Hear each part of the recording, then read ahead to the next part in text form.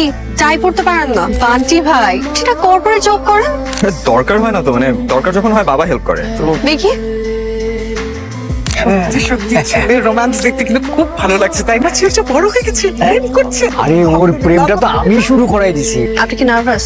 কেন বলতো? এই যে আজকে আপনার আনিকাপুর সাথে দেখা হচ্ছে। অনামিকা? বান্টি ভাই আপনার আনিকা, মানে আপনি যে মাঝে মাঝে কি বলেন না। শোন, আমি একটা জিনিস বুঝতে পারি, আপনি অনেক ইনসিকিউরিটিতে ভোগেন। আপনি ভাবেন আপনি যদি আনিকাপুকে বলে দেন, আনিকাপু যদি আপনাকে না বলে দেয়, আর না বললে কি হবে? সবাই রিজেকশন নিতে পারে না, আপনিও তার মধ্যে একজন। এই জন্য যখন আপনি শুনেছেন যে আজাদ ভাইয়ের সাথে আনিকাপুর অ্যাফেয়ার, তখন আপনি নিজেকে অনেক ছোট ফিল করেছেন। আপনি মনে করেছেন আপনাকে সবাই অনেক নেগলেক্ট করেন, কেউ আপনাকে পছন্দ করেন, আপনার মধ্যে ডায়নামিক কোনো ব্যাপারই নেই। কিন্তু সত্যিটা কি জানেন? আপনি সত্যি ডায়নামিক একটা ছেলে, মন থেকে বলছে, ভাববেন না বাড়িয়ে বলছে। আপনি অসম্ভব ভালো একটা মানুষ, অসম্ভব ভালো মনের একটা মানুষ।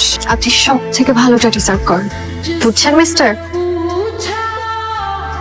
তোমরা এখানে দাঁড়িয়ে আছো, সব গেস্ট আসছে, যাও। হ্যাঁ যাচ্ছি মা, যাচ্ছি। এই জায়গায় মাশাআল্লাহ, কি যে সুন্দর লাগতেছে তোমাকে মা। কারো নজর যেন না। আন্টি আমার নজর লাগবে না, যার নজর দেওয়া দরকার সেই তো তাকায় না, অন্য কারো নজর লাগবে না। আসছি। কি হলো? আমি না পার্সপেক্টিভ চেঞ্জ করে দিলাম। না বাবা, আমরা তো এইমাত্র আসলাম। হ্যাঁ খন্দকার সাহেব, আপনি কিছু দেখেছেন নাকি? ওটাই পর্ব তো শেষ। না না না, এই বান্টি ডাহা মিথ্যা কথা বলতেছে কিন্তু। বান্টি আসলে তোরা দুইজনে দেখতে মাশাআল্লাহ কি যে সুন্দর লাগতেছিল, ওটাই দেখতেছিলাম।